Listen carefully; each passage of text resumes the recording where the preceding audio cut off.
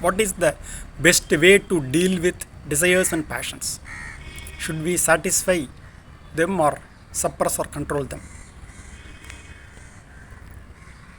Basically, neither satisfying a desire or a passion nor suppressing a desire or passion is going to give us a long term solution.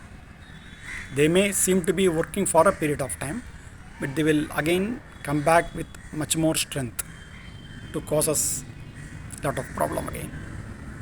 If our intention is to be free of them, to attain freedom from desires or passions, then neither satisfying them nor controlling such desires or passions are a real solution. They are not going to work out. Why?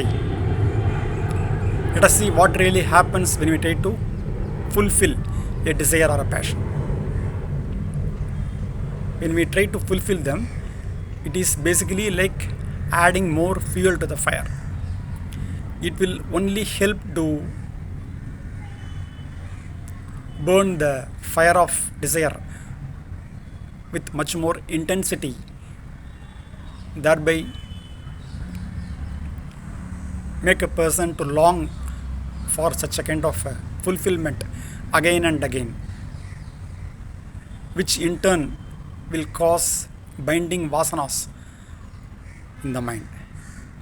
It means it will create mental inclinations to have a similar experience again and again.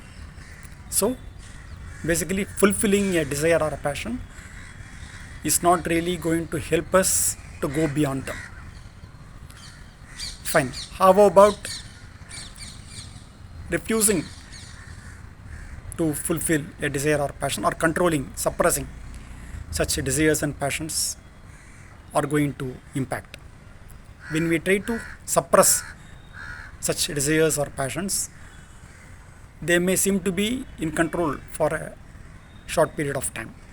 But again, what will happen is that they will once again come back. The repressed desires or passions will once again come back with much more strength and vigor, and it will cause us much deeper impact in terms of increasing our wish to experience such desires or passions over and over again. So basically, then what exactly is the solution? The only solution to go beyond and to be free of the desires and passions is to find their source, the source of such desires or passions. How? Our mind is basically a aggregate of thoughts. When I say thoughts, it means all the desires, passions, emotions, feeling, etc. So all these thoughts and desires arise from the root I thought or the ego. So the I thought or the ego, which we actually are in general when we go along with our normal life. So all such desires and thoughts, when they rise up holding on to the I thought as its root. So as and when any such desires or passions arise within as a kind of a thought,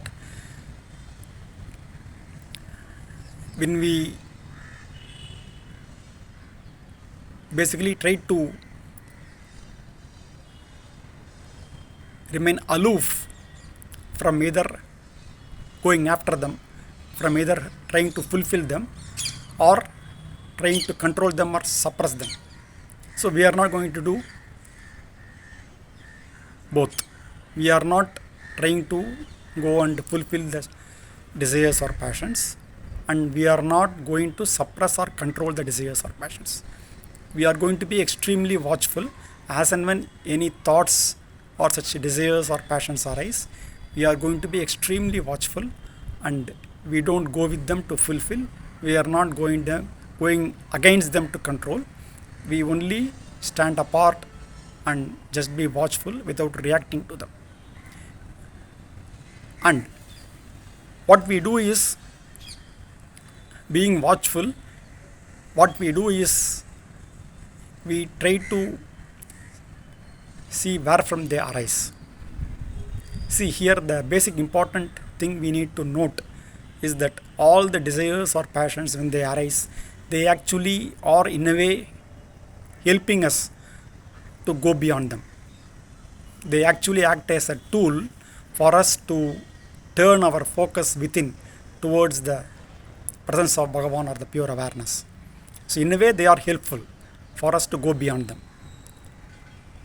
So the practice of Mahayoga, what we do is, as and when they come to us, as and when the desires or passions arise, we are always extremely watchful all the time, whatever happens externally or whatever happens internally.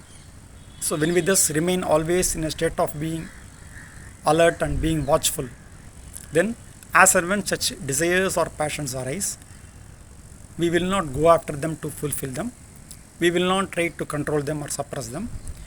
We will be extremely watchful, and as and when they arise, we immediately turn our attention to where from they arise. The practice of Mahayoga, in terms of practicing the self-inquiry, Atma Vichara, is basically to shift our attention from the thoughts or the desires and passions which take our focus outward towards the worldly objects,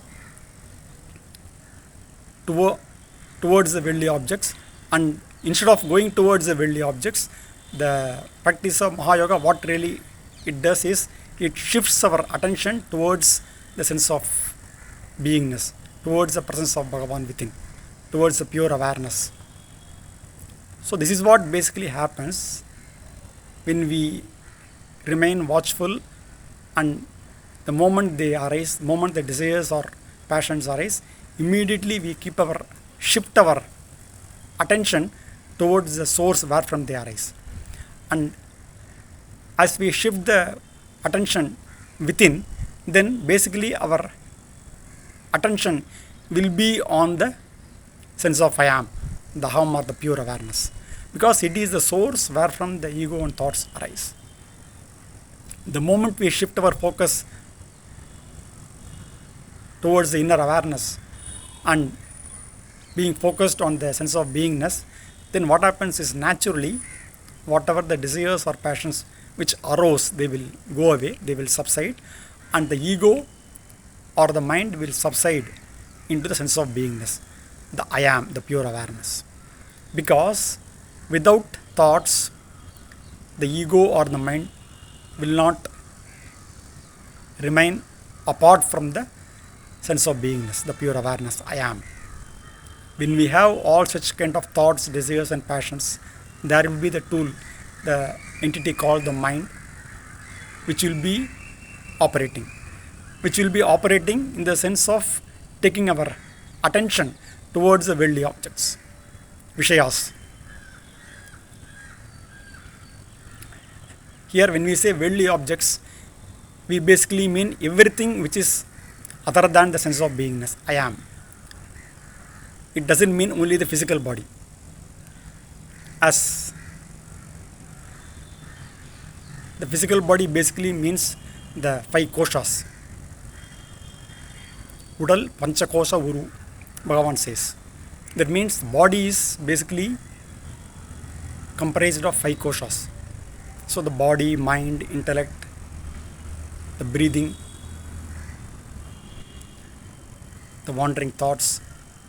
So all these things, they comprise of the forms or the worldly objects.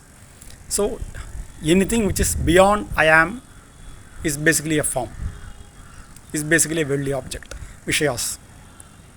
So all these things, all these rising thoughts, the mind takes our attention away towards the worldly objects, away from the I am. So the ego, what happens is, it becomes more stronger when our attention is towards the worldly objects. When the same attention, when it is towards the inner awareness, then the ego or the mind subsides into the presence of Bhagavan in the pure awareness. This is what happens. So as we keep on doing this practice over and over again, as and when any such desires or passions arise, then the more the ego or the mind will subside, the more such desires or passions will go away. As and when we shift our attention towards the inner beingness, the existence consciousness, then what happens is the ego or the mind will subside into the pure awareness, and they will become more and more weaker. The ego will naturally become weaker and weaker, and to the extent we remain as I am, sense of beingness, the presence of Bhagavan, to that extent the ego naturally remain within the pure awareness. And with the practice, when the practice becomes more and more firm, when a person can be able to remain in the state of pure awareness all the time as much possible, then what happens is naturally the ego completely subsides into the sense of awareness, the pure awareness, the presence of Bhagavan within. And once the ego subsides within, then what happens is naturally all the desires and passions will vanish, they will go away. They cannot impact us without a strong presence of the ego. And the ego, when we go beyond ego, then all the desires and passions, they will vanish. So this is the straight approach, kind of a direct and final solution to completely eradicate or go beyond the desires and passions. Of course, the kind of normal, simple desires which we may need for our daily life, like whatever required for in terms of our basic food or to drink, the water we need, a place to live, all these things we can safely fulfill, because they won't in a way implant further vasanas in the mind, thereby causing future births or further desires. So we can be able to fulfill such simple desires. It is not a problem. And we should always keep in mind this practice of Mahayoga, it is not something we keep some time and then we do the practice. No. It is something we should always be, our mind should always be focused within on the sense of I am, even while engaging in the worldly activities. As we keep up this practice, then naturally a person will be able to develop the sufficient skill to remain in the presence of Bhagavan internally and yet be able to manage the worldly activities, whatever one may have to do as part of his daily life. So this practice of Mahayoga, this application of shifting the attention from the rising desires or passions towards the pure awareness, the presence of Bhagavan, and by which the desires or passions will be completely eradicated with due practice in due course of time, is the only permanent solution to go beyond such desires or passions. Arunachala Shiva, Arunachala Shiva, Arunachala Shiva.